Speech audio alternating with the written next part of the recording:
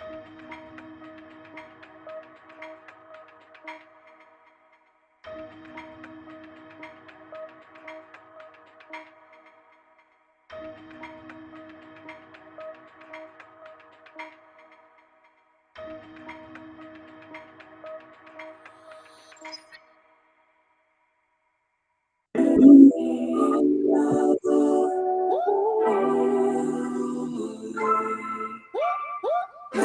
am Marwan Cameron, and this is the Conduit.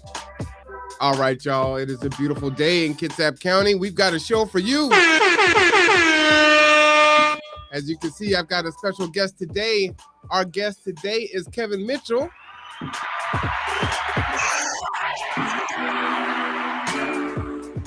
How are you doing there, Kevin Mitchell?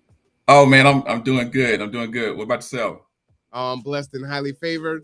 Glad to spend this next, a little bit of time with you. So we're gonna get into quite a bit. But there's a big event coming up this Friday and Saturday that's being put on by the Up From Slavery Initiative. Yes. Which is the Race and Equity Summit 2022. We've been talking about it for the last couple of weeks, but we wanted to pull back before we get into those details and just, get to know who you are. So, Kevin Mitchell, who are you? Oh, man. Tell us your story.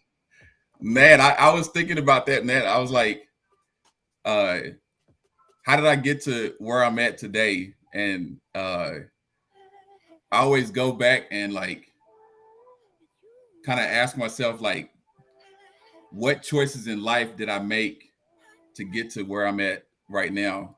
So I grew up in North Carolina, and then ended up going to the service, to the Navy. But how I got to the Navy is just like different choices. My mom ended up switching schools because I wasn't a good student. Let's say that. I wasn't a good student in high school, and my mom saw the trajectory, and then she was like, "Hey, we need to go out to the country to a school that's a little slower." So which was the best thing for me. Which then I met one of my good friends that told me about. He's like, "Hey, Kevin, what are you doing after you get out of high school?" And I was like, "Man, I didn't even think of that." Like, and this is 11th grade. Wow. I'm like, man, I haven't even thought about that. Like, and he was like, "What about the military? You thought about the military?" I was like, "No, I haven't." And so he introduced me to his recruiter, which I found out later was actually his cousin. But anyway, so I was like, so she had to meet her quota or whatever. But man, I tell you, we did a tour up in Virginia, one of those carriers, and I was walking outboard the carrier. I always tell the story. I'm walking outboard the carrier, and it's huge. And I'm thinking to myself, I'm like, man, if we in the middle of the ocean and I fall over, man, it's just me, and I can only tread for so long. Like, That's it. Right. So, but the reason why I bring that up is because after that, I came home and I saw a PBS special on submarines. So I was like, man, how do I do that? And then I talked to the recruiter, and she's like, hey, right now your ASVAB scores are not as high enough to get on submarines, but if you retake the ASVAB, you can get on submarines. So long story short, God blessed me to get on the submarine and increase my ASVAB score, and that's how I ended up joining the service. But then once I joined the service, which was a great time, 5 years, and then my last patrol before I had to re-enlist, my daughter was born, and I had to make the decision of to stay in the military or like, look, let's forget this and let's go do something else. Just because the reason was because it was not growing up with my father, my biological father, right? I was like, ugh, being out to sea, not being able to see my daughter's first steps, soccer games, so on and so forth. I was like, you know what? I'm betting on myself. And I ended up getting out, which I got my 2-year degree, found out it wasn't, college really wasn't my thing. Go ahead, talk about it. College wasn't my thing. Luckily, my wife, which she was my girlfriend at the time, she was all about college. She was like, she helped me with my economics classes. She helped me with, I was doing the chemistry because I had an interest in that, the math, calculus, so on and so forth like that. But the other stuff, I was like, man, going to class every day, doing all this homework, and then, and I always talk about decisions, choices, right? So my wife, she was like, hey, I'm almost done with my bachelor's, but I'm trying to get on this dean's list, so I can't work anymore. So I was like, okay, cool. So I stopped going to school. Like I had finished my I had like one more class or something to get my 2-year, but I stopped and she finished and got her bachelor's degree. But then what I did was, man, I got jobs. Like I had 2 or 3 jobs, like just to, because one thing is she didn't have student loans or anything like that. So Man, I was right there. Yeah, we were blessed too, which we'll go on to when we talk about UFSI, about having knowledge of what different opportunities are out there for you. Because we found out a program where, because one, we weren't married, so she was a single mother. And there was a program, I can't remember the name of the program, but there was a program which helped with her financial aid and everything like that, where she didn't have to get student loans. Part with me helping pay as well. But I bring to the point is that she decided to stop working part-time at Starbucks and focus on her schooling, where I just put my head down and I got 3 jobs. I was doing sales with ADT. I was delivering papers. I was working at Clearwater Casino, bartending, being a bar back. But the goal was, one, I wanted my wife to finish her degree, but also 2, to get a house to live in for us and our family. So that was the goal, and that's how I got to and to real estate. And really, I'll back up just a little bit. What introduced me to real estate was my brother-in-law. He bought his first house. He was 21, 22. And I think I was like 23, 24 at the time, 23. And I was like, man, if you can buy a house, shoot, I can too. But the thing is, I had just got out of the military. I was on unemployment, and going to school and getting my GI Bill. And I was like arrogant enough to go down to a bank and ask them, hey, let me get a house. Like, what do I need to do? And she told me, she was like, well, you can get a house, but you only qualify for $37,000. I was like, what? I said they didn't have tiny homes back then, huh? Right. They didn't. So, but then that's when I got into gear to where I ended up getting those 3 jobs, and then on track to getting our first house, which is if you know Kitsap County, it's right near John Carlson, and where the Burger King is, the AM/PM is right over there. Green Glen, 2004 Green Glen, which is just to let you know how, man, like you said, blessed and highly favored. I feel like I've been, my whole life I've been that way. So we bought the house in 2004. The address is 2004. Wow. Northeast Green Glen. And it so the thing is, my wife, she graduated that next year, but we ended up selling the house in 2005. So I'll tell you the power of real estate, which is what I do now. I'm a realtor to show people how to buy houses and everything, and sell houses and so on and so forth. But 2004, we bought the house for $140,000. The next year we sold it because my wife got a job over in the Seattle area, Bellevue, which looking at it today, I wish I'd have kept it, but we sold it the next year for $210,000. And a young kid, 24, 25, like I was like, man, why didn't I know about this early? Like I didn't know what to do. Like, so it was man, it was eye-opening. It was eye-opening, to say the least, of the power of real estate. And the reason why I say I wish I would have kept it, just because one, the house would have been paid off now. And then we could have been using that rental income as passive income, which the way rent rates are right now, I'm sure that house would have rented from like 18 to 2,100. At the time, my mortgage was only 900. Right. So like, and the home is, I think one just sold in the neighborhood for like 385. Yeah, it's crazy right now. Yes. Yeah. So,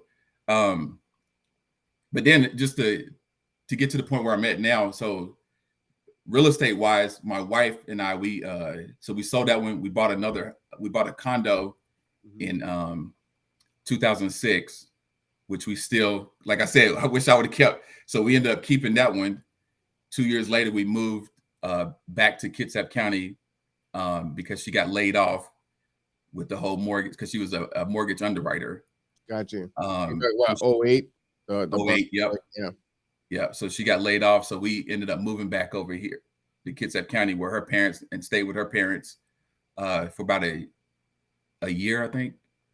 Yeah, a year or so. And then we, when my youngest daughter, she was born in 2009.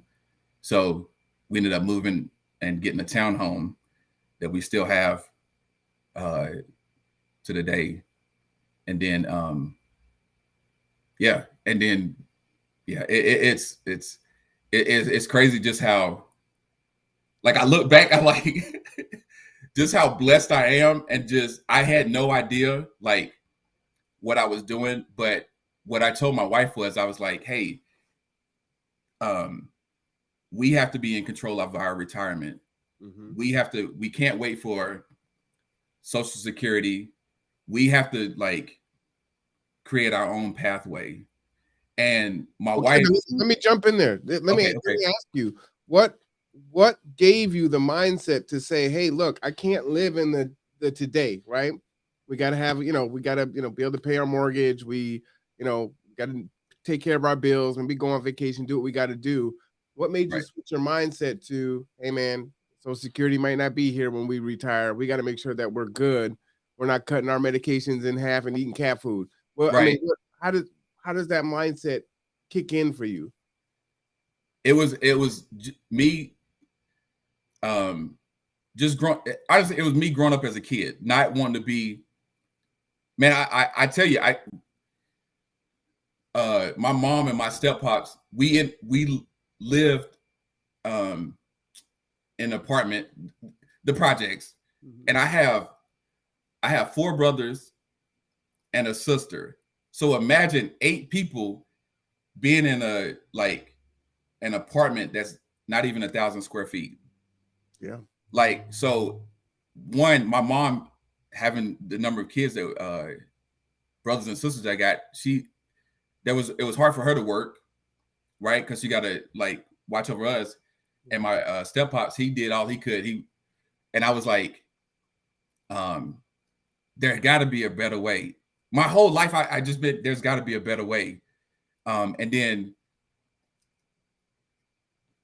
also the job that I got once, selling security systems, had a part to do with that as well, because I met so many different people, all walks of life. We're talking about people that, because everyone needs home security. So from people that lived in a mobile home to people that we're talking about 10,000 plus square foot homes. And every time I always, because I'm not good at sales, and I'm more of like, I like to connect with the person. And if they decide to protect their home, or they decide to get us, use me to buy a house, then that's great. But I try to connect with the people. And over that time, I would say I've been in like thousands of homes talking to different homeowners. And I got that perspective of, you have to control your destiny. Just talking to different people, picking up nuggets here and there, of you have to control your destiny. Your life is your responsibility. Nobody else's. It's your responsibility. And I came across a guy, I think he was in the real estate part of like just getting as many properties as you can. Came from a guy, a black guy that was in Aberdeen of all places. I'm like, hold on, like, you live out here? We're everywhere, man. And I was like, you live out here? And he was like, yeah, I just bought this place. And the thing is, I sat and talked with that guy because he told me, he's like, hey, I own 52 homes, and I'm getting anywhere from $200 to $500 a month from these different properties. And he was renting them all out. And I was like, what? So then I didn't even make the sale. He didn't even go with us, but I would go with ADT for his security system. He went with another company, but I was there with him for 3 hours, and just getting like all the information I could, why real estate is so powerful, and so on and so forth. So that is what changed my whole mindset of like having my own retirement. And he was an older gentleman. He was I want to say he was like in his 60s. So let me ask you this. You know, there's a lot of us that have kind of the similar experiences as you, right? I love talking to people and hearing their stories. And it's like, okay, wasn't doing great in school. You know, mom relocated us so I could do better. You know, I ended up in the military, which is also a great place to, you know, learn discipline and some other things. I get out, you're still trying to find your way. Like you said, you're working like 5 jobs. You're at the casino, you're a bar back, you're doing all these things, right? Right. And then your wife is like, I'm gonna stop working, so I'm gonna step in and do more. And then in '08, things downturn, and then you have to humble yourself, right? As a black man with a family, to move back into her parents' home for you, right? And so, how were you able to do that? You know, and I just want you to speak to young brothers and sisters out there that are trying to find their way, that may need to humble themselves in some way or another, because a lot of times we'll cut our nose to spite our face. We may not want to do it that way because it shouldn't have to be this way.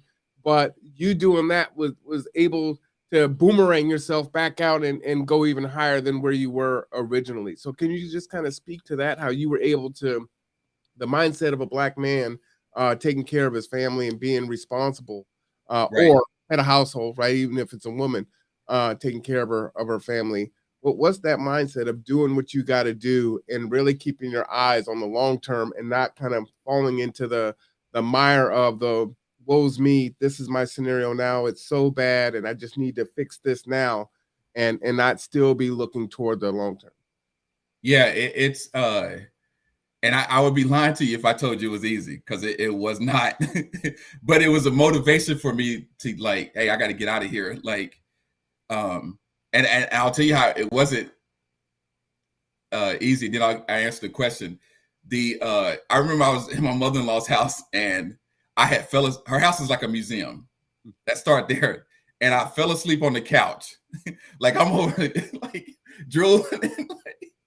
And she got upset. Like she's like, get up, like I mean, Julian, go to bed. Like, so, and the funny part is, not even like a week or two later, she fell asleep on the couch. Oh man, I couldn't say anything. Right. Hey, it's her house. It's her house. She can do whatever she wants to. Right. So what I would say to people is that you have to learn how to control your ego. and your pride, and definitely being, my mom raised me as being a black kid, like to be proud, like, but you got to use your ego. Your ego is your friend, right? Look at it that way. Your ego is your friend. Like there's sometimes where you need that confidence, where it's not where you're cocky or arrogant, but you need that confidence when you're going into different situations. Mm-hmm. But there's also times where you need to like hone in on your ego, like just reel it in some, just because sometimes you'll miss your blessing. So that's what I've learned over the years, is that while I'm sitting here thinking like I know everything, I know what's best for me, sometimes you need to like just reel it in, and like, because that blessing, you might miss that blessing. So that's what I would say to people, is just humble yourself. And it's all about perspective too, which my mom always told me, even though being 8 people in a shoebox, she always told me, Kevin, you may think you got it bad, but I can guarantee you there's somebody out there that has it worse than you. So that really, it stuck with me. So even though it was bad for me to go into my mother-in-law's place, which she was looking, her and my mother-in-law and my father-in-law, I know they were looking at me like, man, when is he gonna get out this house? Like, what kind of man like come to live? Like, so yeah, we got our daughter up out of here. Now she's back, and you back with her. right. So exactly. and so the big thing there is like your ego could have said, hey, you know what? We're gonna blow through our savings. There's no way I'm gonna move back into your parents' house for a year. Right. And you blow everything that you have built to that point, right? Because you can't foresee the housing bust of 08, right? Right, exactly. And then people couldn't foresee COVID, right? And that's what we're kind of dealing with now. And then we've got, Ukraine, Russian thing. So, there's all this, uncertainty in the world that you can try to have contingency plans for things, but there's some foresight that you're just not going to have. So right. It is fair to say that you could have blown through your savings and had an unchecked ego and maybe not been able to capitalize on the opportunities that came forward from that. Exactly. Is that fair? That's fair. Yep. Exactly. So, it also like that time, I would say it gave me, I was able to learn more about my mother-in-law, my father-in-law, because I wasn't the one that like my mom, like I still helped out. Like, hey, you need me to take the trash, you need me to clean up, like, and even when because our house was a museum, right? It was, and we joke about it. But like even in the morning, making up the bed, and this the thing is, my oldest daughter was with us too, so we're all in that room. Which her grandbaby, she was getting spoiled, like she could do whatever she want to, but dad couldn't do anything. Like he couldn't even fall asleep on the couch. Yeah, so. But it was a blessing though that they allowed us to come and stay in their house for that short period of time, which we did go out and get an apartment because my wife, she got frustrated before I did. I was like, hey, we need to save some more money. Let's do this. She's like, no, Kevin, we got to go. Me and my mom, it's not good enough for her. And so, yeah. So we ended up getting an apartment and then buying that townhome. Yep. Nice. Yeah. So, I think that's awesome. Listening to the stories and the lessons that you've learned, it's still so difficult, I think, for a lot of folks to, they do get exposed to folks that have, those different nuggets of wisdom and knowledge. And hey, you know what? I've been there, I've done this. I'm telling you this so you don't have to make the same mistake or the path, right? But some people are from Missouri, they're from the show me state, they got to make that mistake. Right. Right. And so I love the fact that you're, I had a challenge to say, hey, try to meet 5 new people every month. And what's behind that is your story, right? Is selling the ADT. It's like, look, I'm meeting all these people, I'm listening to their stories, and I'm acquiring all this information. and just kind of building my own knowledge base and then really using that, right? It Right. may not be something that you thought about before. You think that you're going on this path, right? Again, that ego, you have confidence in what you apply yourself to, but what you should apply yourself to is important. And so I just love that. So you go into real estate, and so talk about your this realty company here. So so I'm with Fathom Realty. I've had my license since 2017. And it's really at first I got my license just so I can get in the know, because I wanted to get into the because my wife, we have rentals. So we ended up renting that condo in the townhouse out, and then we're in the house that we're in right now, which we've been for like 10 years or so. But I got my license to get into the investing side, the actual like flipping, and just wanted to get more knowledge on, man, how are these people getting buying 5-6 houses a year? Like, where are they getting this money from? Like, I haven't seen this money like anywhere. Like, so what are they doing? Just like the guy, like, I wish I still had his number that owned 52 houses. What was he doing, like, to get all these properties? So that's what I started. I got my license for. But what I found out was there's a lot of people that don't know. They think real it's so hard as far as like looking outside in. And I'll tell you, like, if my brother-in-law hadn't got the house first, I don't even think I would have the homes I have right now. Wow. Just thinking of that, and that's just having information, having knowledge, knowing that like it's possible. Like, because think about it, somebody buying a house at 21 years old, what? Or in your early 20s, what? So there's a lot of people that, like, even myself, that it seemed like this tall, like it's this Mount Everest of a thing to do, but in reality, it's basically just putting one foot in front of the other, just one step after the other. And I feel like my job is to help them get to the next step. That's it. So if like, when was the last time you looked at your credit report? Oh, I don't know how to get my credit report. Okay, this is it. Go to annualcredit.com, annualcreditreport.com. Take a look at your credit report. Okay, it looks good. What's your credit score? Right? So now, okay, your score is good. How much do you make each month? Oh man, I don't even know. Right? So it's just taking the next step. Okay, this is how much I make per month. All right, so the loan officer is going to look at your debt to income. How much do you spend each month? Right? What's comfortable for you?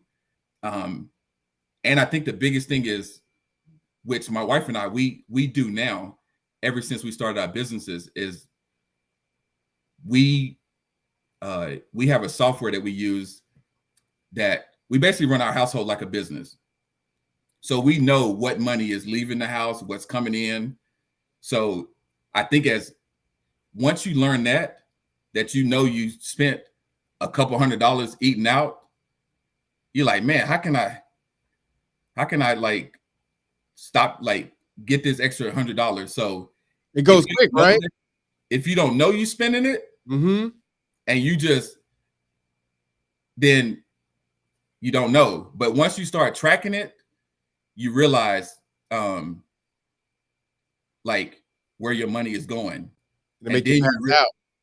Yeah, and then you realize, like, hold on, maybe I can afford a house. Like, so just like another thing is car payments. My wife and I, we don't have car payments. I would tell you, I have a 06 Camry that's got 392,000 miles on it. What? I'm trying to get to 400. Like, I'm trying to get it to 400. 300,000 miles? Yes. Wow. Yes. And you know what's so like, and I have all the time, people are like, Kevin, man, you need to get a new car. Like, I was like, it's running. It's running. But this goes back to one of the nuggets that I picked up while I was working at ADT. I went to a guy's house. He's on the water in Clyde Hill in like Bellevue area. He's on the water. Nice house. I'm like, man. And my ego, I was like, man, we just got through. We were cool and everything. And he got the security system. And I walk out. I was like, hey, Mr. I forgot his name, but he's like, I was like, why you got this old Volkswagen here? Like, and you got this house, it don't match. Like, he's like, Kevin, this house appreciates. That Volvo, it deteriorates. Like, right? You drive it off the lot. Yeah, as soon as you drive it off the lot, right? So he was like, Kevin, I just need this to get me from here to there. From here to the grocery store, here to work. Like, that's it. I don't need to prove to anyone that I have money by the car that I drive. So that stuck with me too. So just think about it. Like if because my wife and I, we had car payments with $300-400 a month. Now you got 2 car payments. That's $800. That's like half a mortgage now. Insurance, gas, like that's half of a mortgage right there. Like, so we looked at that and we found out that our goal is our retirement is to live off our rental income. That's our end goal. So we can't get to our end goal if we're buying a car, because that $400-500, $600 or whatever for that car, when we could be saving that for another property. So so I try to teach that with real estate when talking to people. If they want to go down that lane, if they're a first-time home buyer, I always tell them just buy your first property, and just remember it's a long-term investment. Even though whatever the housing market is doing right now, just think about like that house that I bought the first in 2004. It was $140,000. It just sold for $385,000. If you keep the property, eventually you're going to pay it off. Or if you get a tenant there, they'll pay it off. And then by the time you get in your 60s, where you're looking to retire, now you can just live off of that rental income, that passive income. So that's really what I try to teach, like first-time home buyers. And then also the other thing is hey Kevin, let me tell you, what you're talking is facts. I bought my wife and I bought our home back in like maybe 06, 07, somewhere in there. Yeah. And I think we bought it for like 300. And I just looked it up on Zillow, and it's selling for 616,000 right now. Oh gosh. That's a hard one to swallow, you know. Yeah. I had a divorce in there, so that it had to go. But you know, that's just a dagger, you know. Yeah. But situations happen. You know what I'm saying? Like at the root of everything, you gotta be happy. Like that's the thing. Is so I ain't happy. I'm gonna have nightmares tonight. Oh God, I look that hurts. Oh gosh. And it also with real estate, there's the other thing is the reason why we have another reason you can leverage real estate. So if like my wife and I, we had our oldest, she's 19, about to turn 20. So we had her young, right? So now you can use real estate, you can leverage it. Instead of going out and get student loans, you can leverage that either a cash out refinance, or you can do a HELOC, which is a home equity line of credit, to pay for their college. Which, if it's a rental property, as long as the rents are if the numbers make sense, basically, that now you can pull that money out for your kid to go to college and leverage that house to use to pay for college. So there's so many things with real estate that I love. And I think I would say my greatest accomplishment, what gives me, it's not really great accomplishment. The feel good is, I helped the lady that was behind on her mortgage. Mm-hmm. And she was like, it was right during COVID. So I where they were putting all these things in place like forbearance and everything. And where if you let your ego get in the way, that forbearance, like, oh no, I don't want to do that. I could pay my mortgage or whatever, right? I'll find a way. But it's just using information to your advantage in a sense. So she was already behind on her mortgage. So she just simply, like, I told her to call the bank, say, hey, I can't afford to pay this right now. And then she worked with the bank, and the bank ended up putting what she owed on the back end of the loan, and then which gave us time to get the house cleaned up. And she ended up making enough money to move out of state and go buy a place cash. Oh, really? Yeah. Because she had all the equity in the house. Like, so it was, so and what I say about ego is like, because it is a pride thing. If you're behind on your payments, you're like, you put all your sweat into getting the house. Now you don't want to lose it. Mm-hmm. But it's just about like running like a business. Like, I just like, how can I keep this house longer? But then how can I make it work?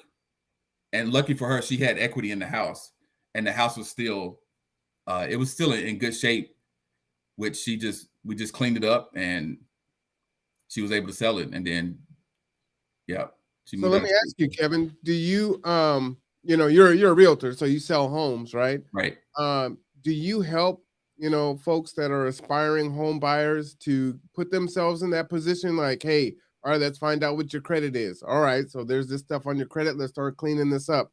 Do you kind of teach them how to do that? Um, Yeah, I don't do it personally. I'd say my squad, like, mm, that I can send them to, like, so they'll actually go and look at the credit, and they'll see what, if you had too many like inquiries on there, like the hard inquiries that is causing your score to go down, what, and different things that you can take off, and so on and so forth, like that. Where I send them to them, because I only want my expertise to be in the real estate, and utilize somebody that's actually doing that work. So basically my team and everything like that. you Yeah. do have a team that can help someone. Look, I'll use myself as an example, right? So, went through a divorce a few years ago and ended up short selling the house, and it was my first home, so I didn't know Mhm. any better. And the bank actually, I didn't know anyone, and what they told me was, our mortgage was pretty high even back then. It was like 21, almost 2,200 a month. Yeah. And so what they said was, I was at the college for a little bit, teaching at the college, and they said, well, you don't make 3 times the mortgage for 2 years. I made it for a year and like 6 months. So Yeah. my only recourse was to sell, right? So we ended up having a short selling the house, which was horrible because it was my family's home. Right. And so that was my scenario. So I've got a short sale on me, and then other credit things that I have going on. So I could go to your team and they could say, okay, all right, hot mess, this is what we're gonna do. You got to start from here, and we're gonna work with you. And then at this point, you'll look good enough to go to the bank and say, hey, this is what I want to do. Right. Right. Exactly. Exactly. And the thing is that it's having, like, working with a lender, working with, which part of my team is, I have lenders that I know that they have someone that knows like whatever credit or whatever. Because the thing is that you can have like different stuff on your credit report, but if it's been a couple years, sometimes you'll still be good to go. Like, but the lenders, they know what to look at in your credit report, what they can, what we can like help you with, or what. Okay, and they'll tell you straight up too. They'll tell you like, hey, we got to do this. Give it like 90 days, 6 months, or even a year before you can come back, and then this is what you need to do, and they'll give you a plan on what you need to do, so you can end up buying a house. Now, is there a cost associated with that? I mean, nothing in life is free, so I'm assuming people are looking into you and kind of investing in you in that level. There should be some type of cost to kind of help you through that. Is that true or? No, man. It's so if you're buying a house, so most sales are well, I'll say this. So 90%. I don't put any numbers out there, but if you're buying a house, that realtor works for you for free. Gotcha.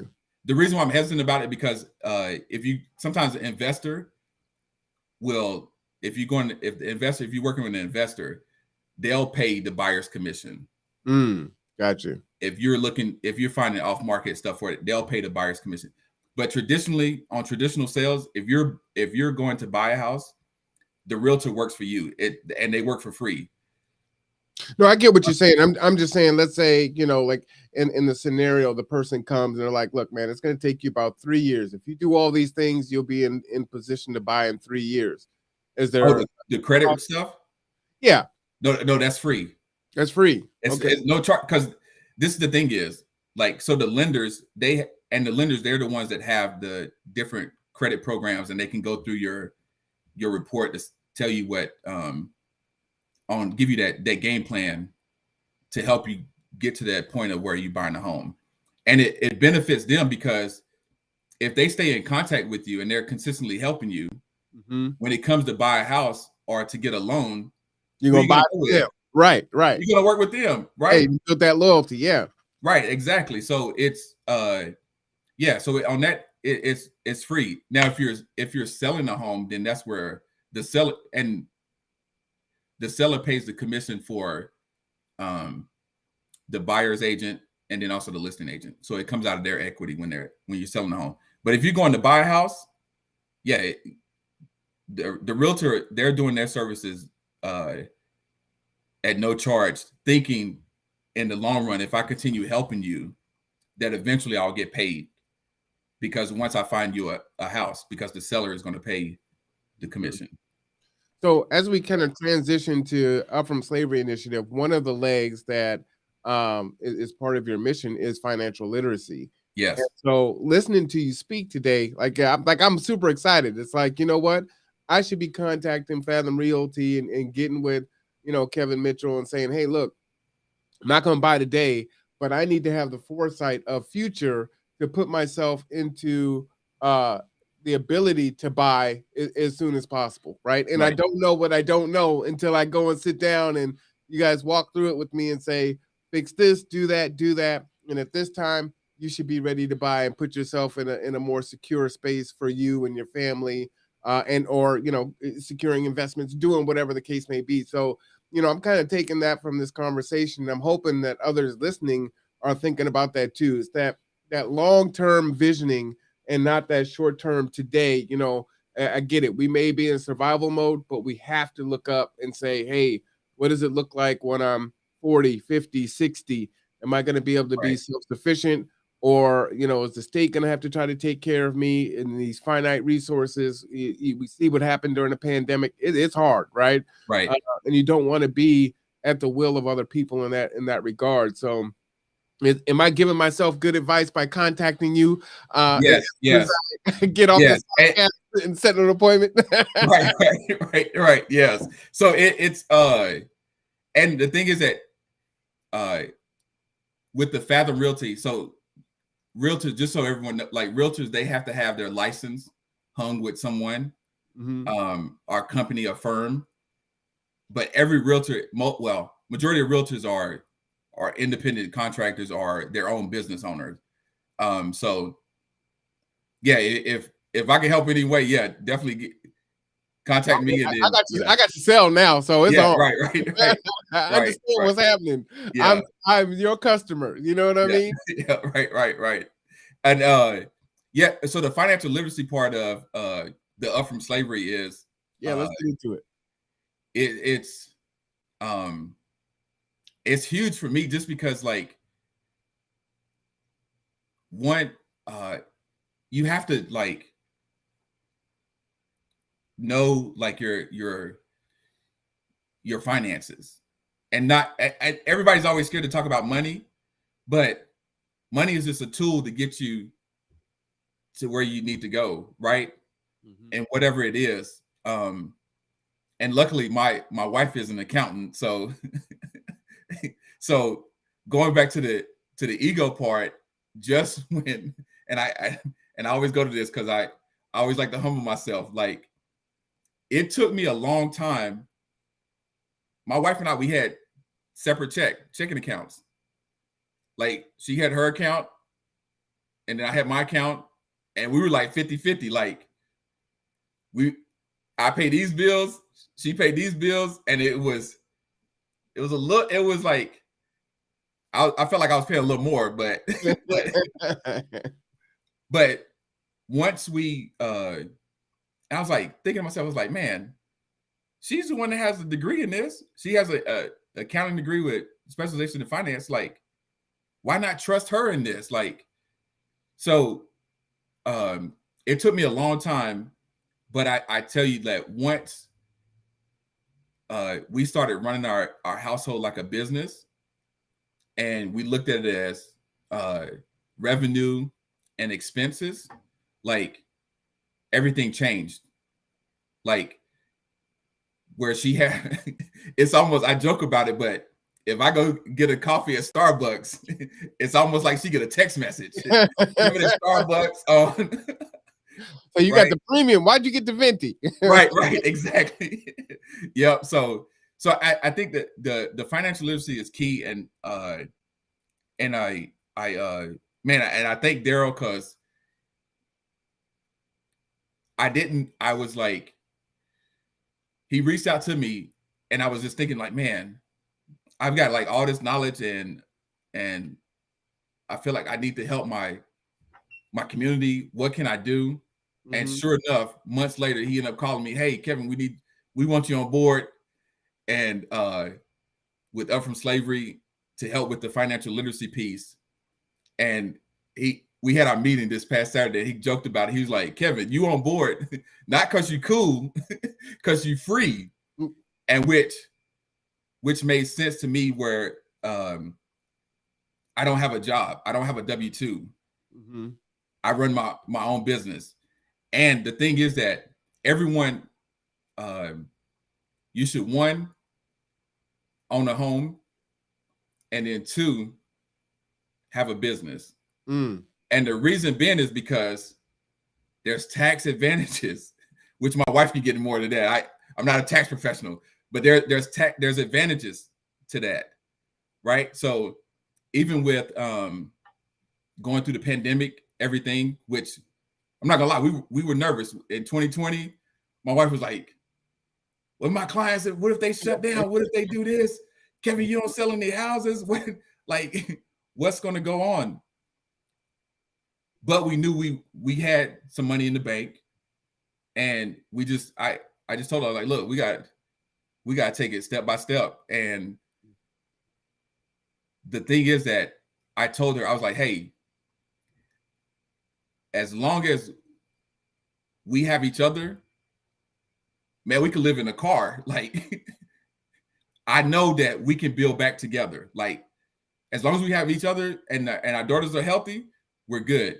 So going back to that financial literacy piece, is that I feel like once you get to that point where you're like financially free, and you're out waking up every day and earning your income, where you're not clocking in, or you got to go to a job that you hate. You know what I mean? Like, there's a different, like, pep in your step, if you will. Like there's more to it. So I think just the financial literacy, which just teaching people how to like one, using money as a tool, and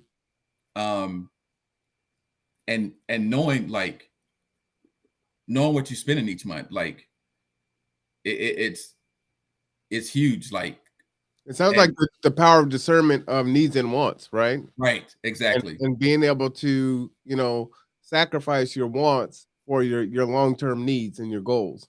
That's Exactly. difficult to do, right? Yeah, Right. that's definitely a mind shift. It I want is. to ask you a personal question because, and I'm a big proponent of strong families, right? Especially strong Black families. Mhm. And there's so many things that are going on from chattel slavery into redlining, right? Civil Right. rights era, just everything that's really kind of undermined the Black family. And in that, you know, we go into a marriage or a relationship thinking that this is going to last forever. We don't often have these hard conversations about money and what we're going to do and how we're going to plan. And people grow and they change as they go forward, right? And so Right. money is one of the biggest factors on divorce. And so you were talking about, giving in to your wife and saying, hey, you know what? She's the one with the degree, and I'm just going to acquiesce to her as the expert in this piece of it. And that's very difficult because it seems like right now many of us have been so hurt, right? And I know that's part of Up From Slavery is trying to heal that. You Right. got Dr. Exactly. Drew coming on post-traumatic slave syndrome, but going into a relationship already being guarded and having a nest egg for when it fails, Right. and not building in the tools to navigate the hard times, but just making sure that you've got this out clause as you go into it. Right. So how were you able to continue to move together through, the crisis of '08, having to move back in, expanding businesses, giving that trust to her and not saying, hey, because you did feel some kind of way at some point. It was like, man, I think I'm paying more into it, right? Right. Are Right. you on the same page where it's like, hey, man, I want to be able to spend free. If I want to go to Starbucks, I don't want to hear about it. Or I might want Right. Starbucks and I want to turn up and buy everybody Starbucks, right? Right. Right. How do you what's your mindset there? And if you could speak a little bit for your wife on how you're able to navigate through that and stay on mission and be successful and grow in that way. It all hit me with um well, one with I'll give a backstory with my wife, right? I met her, we met, and then I remember I went out to sea, and she was working at Dairy Queen at the time. While I was at the sea, she ended up getting a second job and was able to save up like $1,500. And mind you, we're like 19.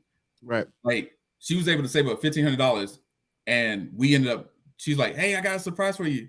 We ended up going to Vegas, where she paid for the whole trip, right? And I was thinking to myself, I was like, "Man, if she's able to like hustle like that, that's somebody I want to be with, right?" And even when my daughter was born, I told my mindset just from me growing up with my mom not working and just my step pops out there, like he works sun up to sundown as a brick mason and making pennies. Like, oh, shout out to the brick masons. That was me in a former life. Go ahead. man, hey, that's some hard work. Yes, it is. Yeah. And I and one thing I told my wife was like, if something happens to me, like I need you to be able to be that role model for our daughter. Like I need her looking up to you and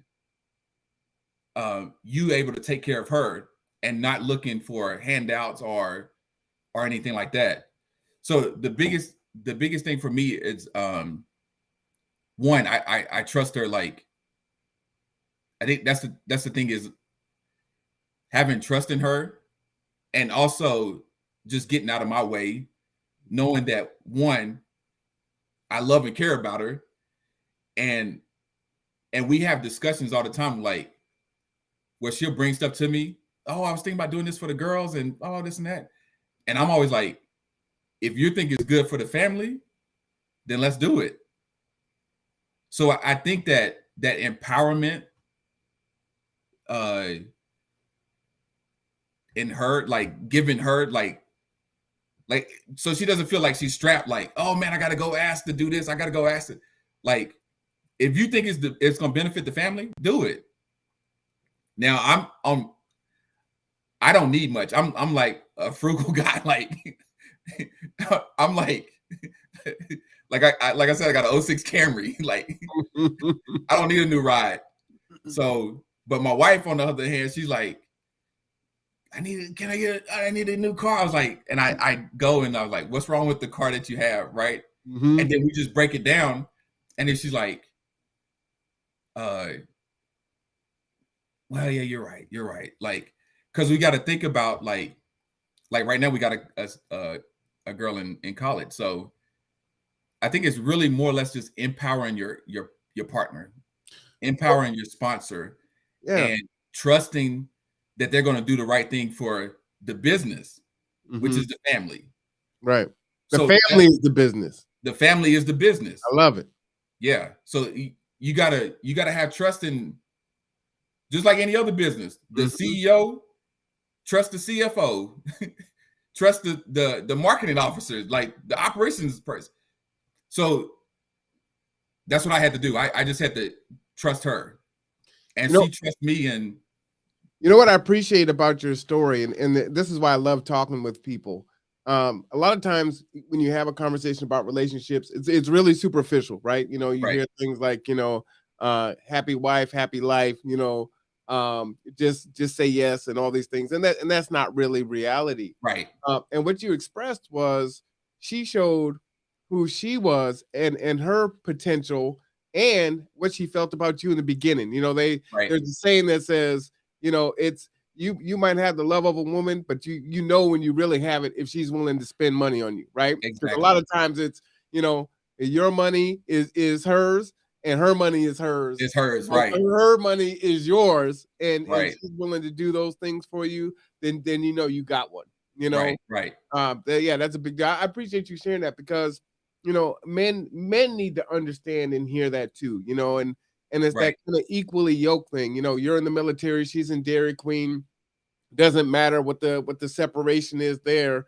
You come at different spots in your life, and then you grow together. And now you guys are both business owners and doing all these things and thriving, and then growing together and empowering your business as the family, and then creating all these other resources around it. So, thank you for your stories, because I think that's really important for people to hear. And I would say this too, with going with the ego. Like, again, I'm harping on that because I'm telling myself that too. Like, so my wife, 2015 was when my wife ended up calling me like out the blue, and she was like, "Hey, we kind of figured, but that she was going to quit her job, her corporate job," and she just called me. She's like, "Kevin, forget this. Forget this. Like, I'm leaving. I'm walking out." Like, and I was like, "Hold on, wait. Just like, can you give me like 6 months to get like situated or whatever?" But she was like, "No, I'm quitting." And she kind of like told me beforehand, but she quit. Which we got a motto, like, if you don't like what you're doing, just quit. So she just quit. And that was in 2015.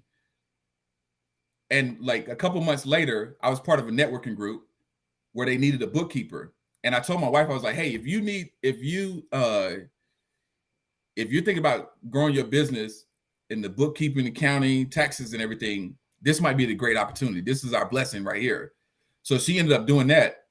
And it just like, her business just like skyrocketed. So in between that 2015, 2017, I ended up quitting ADT too, because I was supposed to quit first, right? But she quit, and I was like, "Oh man!" So I tried to stay around ADT, which I did it for another 6 months. But I knew I wanted to have my own business, so I started doing commercial cleaning, and I got a franchise and everything. I did that for 2 years, but my vision was real estate. So that's why and then I ended up quitting the cleaning, which hindsight's 2020. I wish I would have just kept it and did the real estate too. Because my first year of real estate, it was hard. Like, and I go, and my wife is bringing in, she's breadwinner. She's like bringing in all the money, but it's like, I feel like I'm almost like feeling defeated. Like, man, I'm like,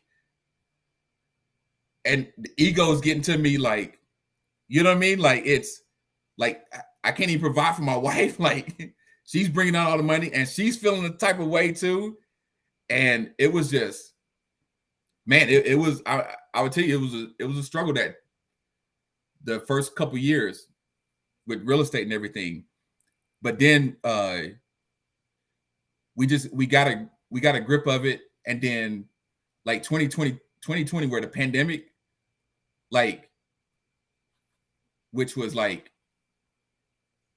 I don't know, like our aha moment. Like, my wife was stressing and I was like, look, let's just take a walk. So every day after work, we would just take a walk. Nice. And now she's able to vent or talk about what happened in her day. I can vent, talk about, so that, like, from that part where you said we're financial, like, we were like, where the ego, I'm not bringing in money. And then she's looking at me like, when you gonna sell a house? Like, what's going on? Like, so we had to like basically claw through that time, right? Which the pandemic happened years later, but it just like, it brought us, and we laughed about that time now because we stuck it out. And she trusted that eventually the business was going to get better for me. And one thing I told her, I was like, man, you're doing accounting and taxes. Like, there's a lot of businesses around here that don't want to like manage their own book. So like, yeah, you're likable. So they're gonna help you. Like, I mean, you know what I mean? Like, you're gonna be able to help them. As far as like trying to get a house, like, there's processes to it. And you got to like help people along that process where, man, I where it took years to help people get into a house. So, but she finally understood that, and we just, yeah. So it was hard for me with where she was breadwinner, and she jokingly sometimes she would just rub it in my face, like no, you can't go to Starbucks. Like, you need to bring in some money before you can go to. But you know, you both proved it to each other at the very beginning, like you said, when she was at Dairy Queen and saved up that money and then spent it on you. Right. You also showed her the other thing, right? You came out and you were holding down all these jobs, and you know, right. You're not sitting on the couch playing PlayStation. You know what I'm saying? Right, you're exactly. And you're moving and you're educating yourself, and you know, with that, it's like, yeah, something got to happen, but at the same time, I know you're doing everything you can, and you kind of work through that tough patch, and you come out of the other side stronger. And then it sounds like you go into the pandemic, but you've already built that resiliency to get through that piece of it. Yeah, exactly. So it was, when you're going through it, you don't really like, you don't think about that. But I did bring that up to her. I was like, remember you wanted to get on the dean's list? And I worked those 3 jobs, like, yeah. And she was like, "Oh yeah. Just this is my dean's list." Like, yeah. But that's the love, right? That's the love. Yeah. This isn't a relationship show, y'all, but it is important. You know, relationship. You know, I think, you know, relationship is a business, right? You need to look at it. We can have this lust and, oh man, she is this and that, and he is this and that, but it is who you attach yourself to is a business. You're trying to grow and be secure. And you got to forego some of those other things. It may not be your Prince Charming. It may not be Shamar Moore, you know? Right. Who's he like? Michael Easley. Yeah. Ely. Yeah. So, we watching Bel Air and it's, she's like, oh, there's Ely. I was like, man, get out of here. You know, but who's gonna build with you? You know, and are you guys gonna go in the direction together? And our young folks really need to understand that. I know, kind of looking at some of the numbers and the research on, you know, millennials and relationships and things like that. It's like, it's gonna be tremendously difficult for you to make it out here by yourself. Right, exactly. You're more powerful together. So, but you got to learn how to be in relationship too. So, Right. yeah, And you got to have somebody on your team that you know that will do whatever it takes. Which that's the thing is going with speaking about financial literacy, right? Like sometimes you gotta like, man, I'm not gonna lie to you. I DoorDash. mm-hmm. I have no problem with it. Like my wife, she said if she'll go work at Walmart, but what we're doing is we're showing our kids, Mm-hmm. we're showing our kids like, look, don't throw in the towel. Like there's got to be another way. Like go, like you know what I mean. Like it's if you got a goal, like you may have to like do some things that you don't want to do. Like I didn't want to DoorDash, Right. but I want to keep like my wife happy, like and get money for Starbucks, like right, and bring some money in. You know what I'm saying? So like, yeah, and we told our daughter that that she was going to go to college, so and we were going to pay for it.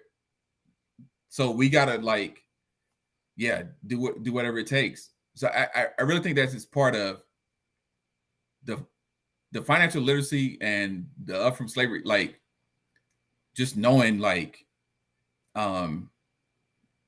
just how money works and using it as a tool, and how can you get, even if you got a 9 to 5, right? Mm-hmm. Work those other 4 hours, like 6 to 10, or you know what I mean? Like just whatever your goals are, like go out and do it. Just don't wait.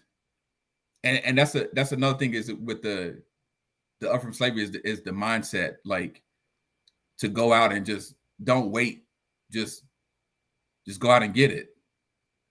So I got to Right. tell you, Kevin, I love the conversation we're having now. For those of you in the audience, I interviewed Kendra Galloway yesterday, and Yeah. in our conversation, we talked about the 3 pillars of what up from slavery is. And in our conversation about financial literacy, it's more about theory, right? Learning how to save, compound interest, things of that. And with you today, it's more about the application of the theory, right? I mean, you're talking about being Right. in real estate, but it's how to grow, right? How to get through those difficult times with the spouse, or maybe even a business partner, if that is the case. And so it's more than just having the knowledge. So many of us have knowledge. You know, people say Right. knowledge is power. Knowledge is only power if it's used. Otherwise, Right. it's just a waste. It's just wasted sitting on the shelf, right? And you had talked about that earlier, right? Like I've got all this knowledge, and I'm so glad that Daryl contacted me to kind of put that out there. So I think we Right. kind of hit the financial literacy piece of it. And I know you guys Yeah. had a program in the summertime for kids with financial literacy. Look out for that, because that is so important. Our young ones need to really be financially literate. At the same time, I think many of our young parents, and I mean, even in our 40s, these things just Right. weren't taught in school. They need that knowledge base. We weren't taught how to save. We weren't taught how to invest. And Up From Slavery Initiative does all those things. But let's talk about the other parts of Up From Slavery, and definitely get into the event that's happening this Friday. Yes. Go into that if you would. Yeah. So we have Carmen Best. She's coming out, which she was the previous police chief for Seattle, and then Dr. Joy DeGroy, which I watched. She's coming out as well. And one of the things that if you go to the website, check out the video that what is the post-traumatic slavery, Post-traumatic slave syndrome. which I just watched that video because I remember like if the as a kid growing up, as a Black child growing up, and my mom like was proud of me, but she didn't like show it.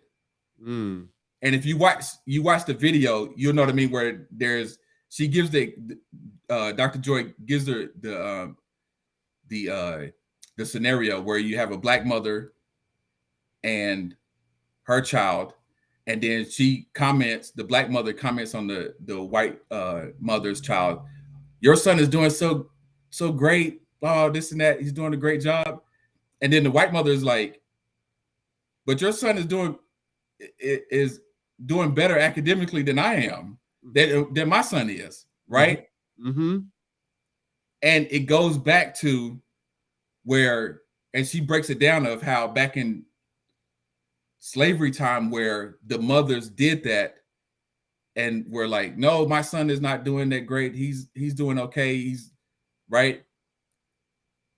Back to the slavery where that black mother was protecting her child so the child wouldn't get sold off. Right. So that was powerful for me, like just watching that. And yeah, I'm excited to see her, and everyone should come out just because you're going to learn something. Like this weekend is going to be packed. There's different workshops as well. So yeah, the event on Saturday is free. We still want you to register just so we can keep you up to date on what's going on, different events. Like you said, the event that we have for the kids over the summer. So yeah. And then on Friday it's $50 there. So yeah, it's gonna be a great time. This Friday is at the Marvin Williams Center, right? Yes, exactly. And that will be from 9 a.m. to 3 p.m. Registration is $50, and I'm going to go ahead and put the link up there for everyone. You can go to the Up From Slavery website and register from there. For those that are listening on Spotify or Anchor, that where you can register is https://m.bpt.me/event/5358435. And again, you can register at the Up From Slavery website, which is www.ufsi.org. Now, that's just Friday, right? So you register on Friday, you go up to the Marvin Williams Center, but on Saturday from 10 to 3:30 p.m., this is going to be at Bremerton High School. I was there with Kendra and Daryl yesterday doing the walk around. It's a fantastic venue. That registration is free. And on that day, there will be panels there. And as Kevin was saying, Carmen Best, former Seattle police chief, will be in attendance, sharing her knowledge. And then Dr. Joy DeGrew, author of Post-Traumatic Slave Syndrome, will be there also. You don't want to miss either day. You're definitely you're gonna learn a lot and take a lot from this experience. So hopefully you'll come out and join us. Obviously, the Conduit will be there covering both days of the event. So come on down. I want to give you the final word today. This is a fantastic interview. I'm so glad that we had an opportunity to talk. And you definitely got a new client. I'm just gonna let you know, man, I'm a hot mess on paper. Hey, that's fine. That's fine, man. I want to thank you for having me on here, man. I was I was a little nervous, and I remember you called me on on Monday? Yeah, you called me on Monday, and then you was like, let me tell you about myself, and I was like, man, I froze up, and I froze up. I was like, man, what? Like. And I was watching the game too, so yeah, yeah. Oh, was it as bad as you thought it was? No, man, it's great, man. Thank you, man, and I watched a couple of your other videos.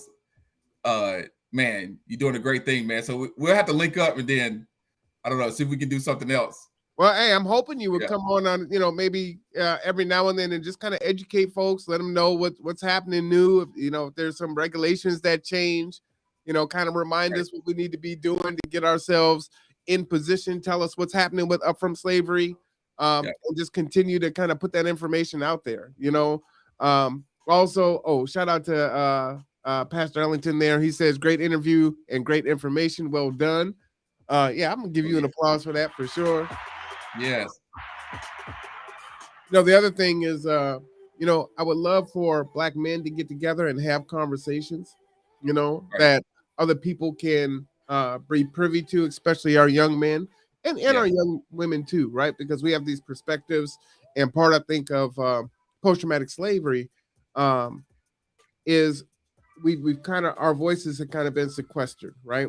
And Right. in the public social paradigm and the institutional racism has formed us and framed us in a certain way. You know, we're not criminals, we're not athletes and movie stars and these things. We're regular men that are living out here trying to survive. We're all those things too, but that is not the majority of us.